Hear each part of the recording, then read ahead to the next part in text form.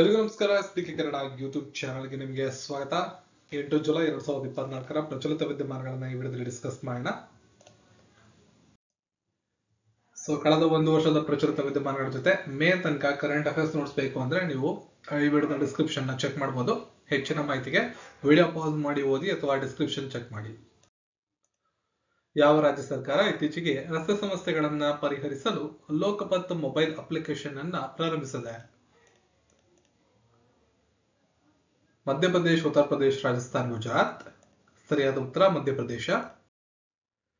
ಮಧ್ಯಪ್ರದೇಶದ ಮುಖ್ಯಮಂತ್ರಿ ಡಾಕ್ಟರ್ ಮೋಹನ್ ಯಾದವ್ ಅವರು ಪಾರದರ್ಶಕತೆ ಮತ್ತು ಸಾರ್ವಜನಿಕ ಕಲ್ಯಾಣವನ್ನು ಹೆಚ್ಚಿಸಲು ಲೋಕಪತ್ ಮೊಬೈಲ್ ಅಪ್ಲಿಕೇಶನ್ ಅನ್ನ ಪರಿಚಯಿಸಿದ್ದಾರೆ.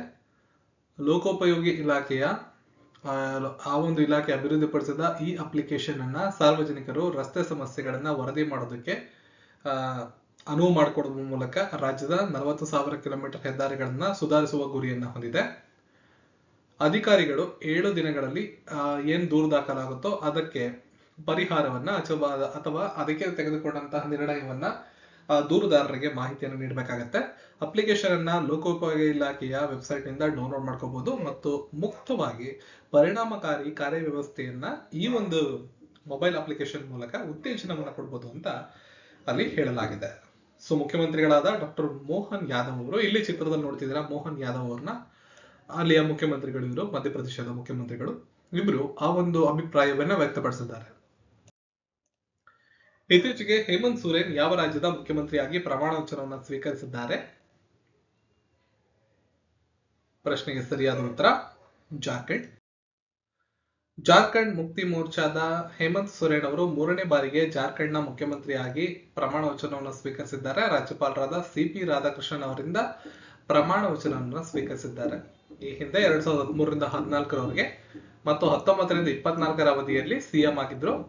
ಮನಿ ಲಾಂಡ್ರಿಂಗ್ ಪ್ರಕರಣದಲ್ಲಿ ಬಂಧನಕ್ಕೊಳಗಾಗಿದ್ರು. 2024ರ ಜನವರಿಯಲ್ಲಿ ರಾಜೀನಾಮೆಯನ್ನ ಕೊಟ್ಟು ಜೈಲ್ ಸೇರಿದ್ರು. ಈಗ ಜೂನ್ 2024ರಲ್ಲಿ ಜಾಮೀನನ್ನು ನೀಡಲಾಗಿದೆ. ಈಗ ಅವರು ಮತ್ತೊಮ್ಮೆ ಮುಖ್ಯಮಂತ್ರಿಗಳಾಗಿ ಪ್ರಮಾಣ ವಚನವನ್ನು ಸ್ವೀಕರಿಸಿದ್ದಾರೆ. ಜೆಎಂಎಂ, ಕಾಂಗ್ರೆಸ್, ರಾಷ್ಟ್ರೀಯ ಜನತಾದಳ ಮತ್ತು ಎಡಪಕ್ಷಗಳನ್ನ ಒಳಗೊಂಡಿರುವ ಮಹಾಗಠಬಂಧನ್ ಮೈತ್ರಿಕೂಟವನ್ನ ಇವರು ಮುನ್ನಡೆಸ್ತಾ ಇದ್ದಾರೆ. ಇತ್ತೀಚೆಗೆ ಸರ್ ಕಿಮ್ ಸ್ಕ್ವಾಮರ್ ಯಾವ ದೇಶದ ಹೊಸ ಪ್ರಧಾನಮಂತ್ರಿಯಾಗಿ ನೇಮಕಗೊಂಡಿದ್ದಾರೆ?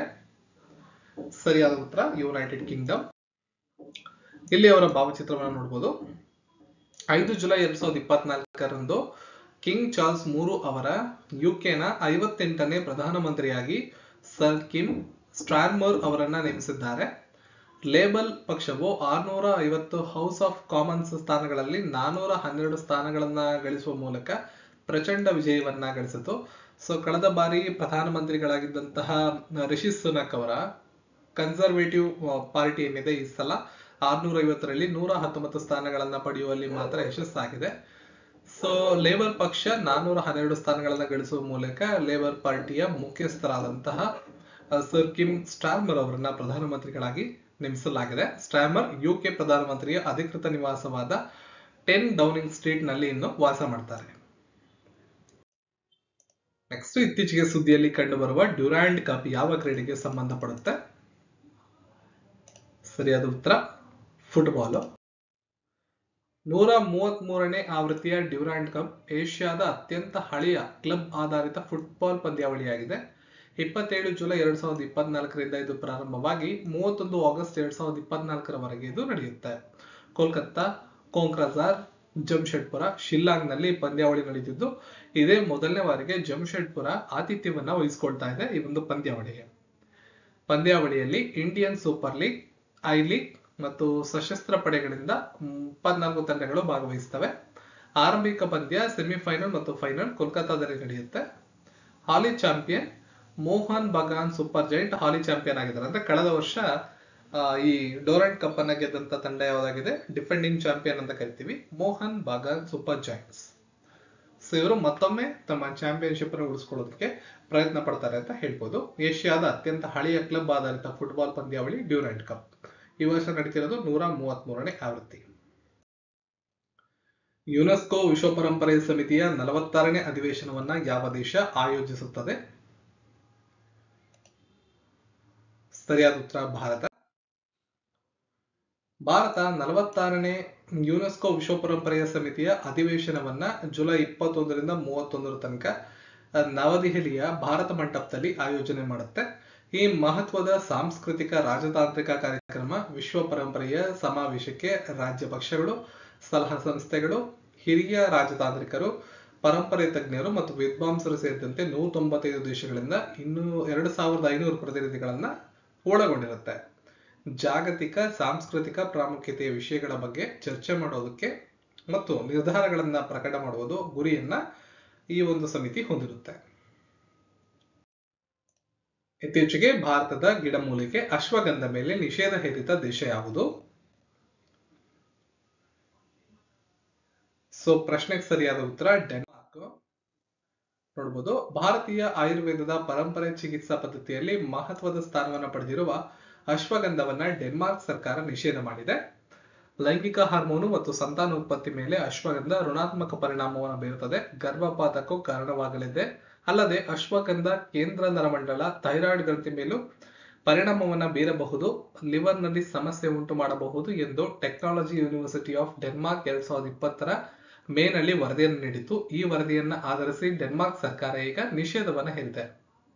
ಈವರೆಗೂ ನಿರಂತರವಾಗಿ ಈ ಗಿಡಮೂಲಿಕೆಯನ್ನ Sweden, Finland, Australia, Netherland, France, Turkey, European ಒಕ್ಕೂಟದ ದೇಶಗಳು ಬಳಕೆ ಮಾಡ್ತಿದ್ದು, ಈಗ ಈ ಬ್ಯಾನ್ ನಿಂದ ಈ ಎಲ್ಲಾ ದೇಶಗಳು ಗೊಂದಲಕ್ಕೆ ಬಿದ್ದಿರ್ತವೆ. ಒಂದು ಸಮಿತಿಯನ್ನ ಭಾರತ ಸರ್ಕಾರ ರಚನೆ ಮಾಡಿದೆ. ಡೆನ್ಮಾರ್ಕ್ ಸರ್ಕಾರದ ನಿಷೇಧ ನಿರ್ಧಾರ ಮತ್ತು ಪ್ರಯೋಗಾಲಯದ ವರದಿಯ ಬಗ್ಗೆ ಕಳವಳ ವ್ಯಕ್ತಪಡಿಸಿರುವಂತಹ ಭಾರತದ ಆಯುಷ್ ಸಚಿವಾಲಯ ಪ್ರಯೋಗಾಲಯದ ವರದಿ ಮರುಪರಿಶೀಲಿಸುವ ಅಗತ್ಯವಿದೆ ಅಂತ ಹೇಳಿದೆ. ಅಶ್ವಗಂಧ ಬಹಳ ಸುರಕ್ಷಿತ ಎಂಬುದನ್ನು ದೃಢಪಡಿಸಲು 400 ಪುಟಗಳಷ್ಟು ದಾಖಲೆಗಳಿವೆ. ಡೆನ್ಮಾರ್ಕ್ ವಿವಿ ವರದಿಯಲ್ಲಿ ವೈಜ್ಞಾನಿಕತೆ ಕೊರತೆ ಎದ್ದು ಕಾಣ್ತಾ ಇದೆ ಅಂತ ನಮ್ಮ ಆಯುಷ್ ಸಚಿವಾಲಯ ಡೆನ್ಮಾರ್ಕ್ ಆರೋಪವನ್ನ ತಳ್ಳಿ ಹಾಕಿದೆ. ಟೆಕ್ನಾಲಜಿ ಯೂನಿವರ್ಸಿಟಿ ಆಫ್ ಡೆನ್ಮಾರ್ಕ್ ವರದಿಯ ವಿಶ್ವಾಸಾರ್ಹತೆ ಬಗ್ಗೆ scientific journal of Ayurveda and integrated medicine ಕೂಡ ಅನುಮಾನವನ್ನ ವ್ಯಕ್ತಪಡಿಸಿದೆ. ವರದಿ ವೈಜ್ಞಾನಿಕತೆ ಪರಿಶೀಲನೆ ಮಾಡೋದಕ್ಕೆ ಆಯುಷ್ ಸಚಿವಾಲಯ ಸಮಿತಿಯನ್ನ ರಚನೆ ಮಾಡಿದೆ. ಭಾರತ ವಿಶ್ವದ ಅತಿದೊಡ್ಡ ಅಶ್ವಗಂಧ ಉತ್ಪಾದಕ ದೇಶವಾಗಿದೆ.